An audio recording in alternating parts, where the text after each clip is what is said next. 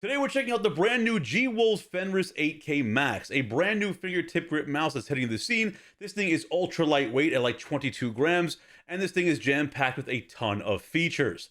And in typical G-Wolves fashion, you get one of the most loaded unboxing experiences of your life. But before we hop into the unboxing and the official review, a quick word from today's video sponsor, and that's the shirt I'm wearing right now from Into the AM. Here's your Memorial Day fit check. Into the AM's got the drip. I'm talking tees, joggers, jeans, you name it. Some of the best graphic designs out there and crazy all-day comfort. Use code QGinHQ for 10% off, and the best part is that coupon code stacks with most of their holiday deals to save you even more cash. So go ahead and hit the link down below now and grab you some fire apparel from Into the AM. Unboxing a G-Wolves mouse is always a great experience. You just get so much bang for your buck with every purchase. They include a few bags of their G-Wolves lightweight molding clay, which you could use to reshape or add onto your mouse for a more custom feel. It's a rare touch that lets you really tailor the mouse to your grip style or comfort preferences. They even throw in some arm sleeves here to help reduce friction between your arm and wrist against your mouse pad. And like always, the box art goes hard. A full lenticular cover here featuring a badass wolf that's charging straight at you, looking angry as ever. It sets the tone before you even open the box. Inside, the first thing that you're greeted with are the mouse grips, and G-Wolves includes plenty here, enough to cover the entire mouse if you really wanted to. What I really like is that you don't have to use a full grip. The pack includes individual dots and cutouts, so you can place them precisely where your fingers make contact.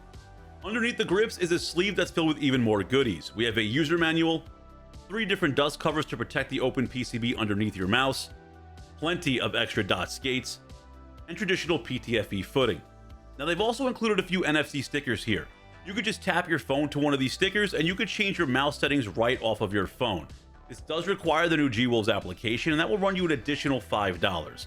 It's definitely not essential because they do have a web-based software, but it's a unique feature that adds another layer of customization, especially if you're someone who's on the go a lot.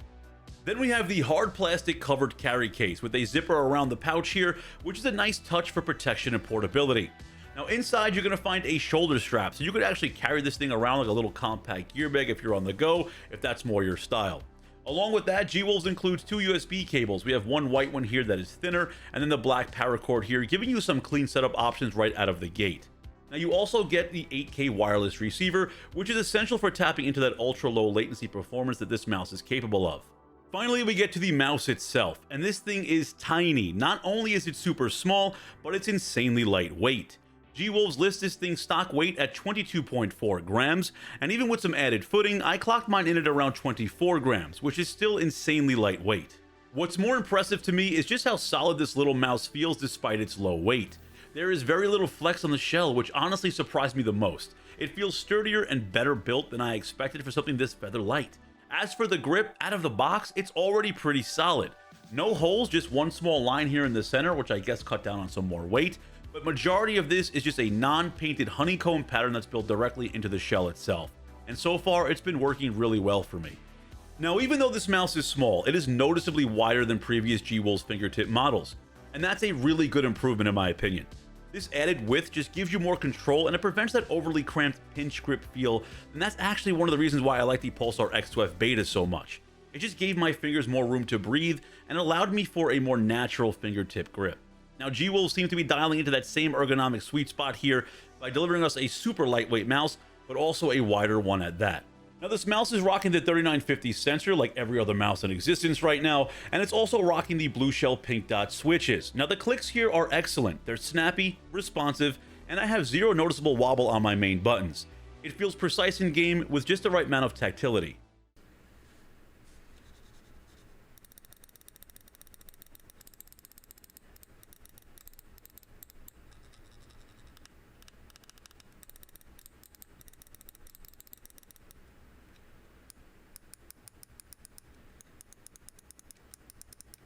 The scroll wheel is well positioned, though personally I wish it was a bit more pronounced for easier access mid-fight.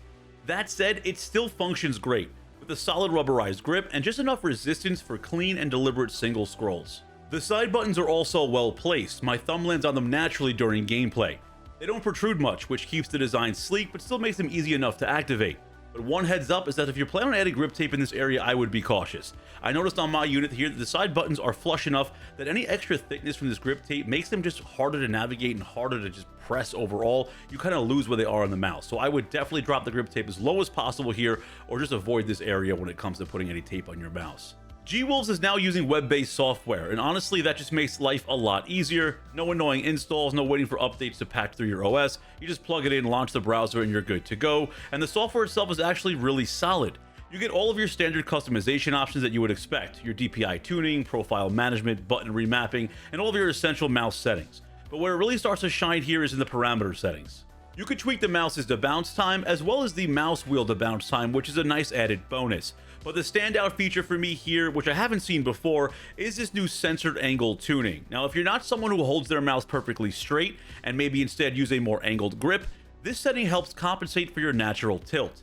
It adjusts the sensor's tracking behavior to keep your aim consistent even if the physical mouse movement isn't perfectly aligned. For players with an off-angle grip, this could genuinely improve tracking accuracy and overall feel during fast-paced gameplay. Now, obviously this isn't going to be for everyone, but it's just a thoughtful addition that just kind of shows that G-Wolves is really considering how people actually use their mice, and they're trying to do their best to, I guess, make your experience overall just a better one.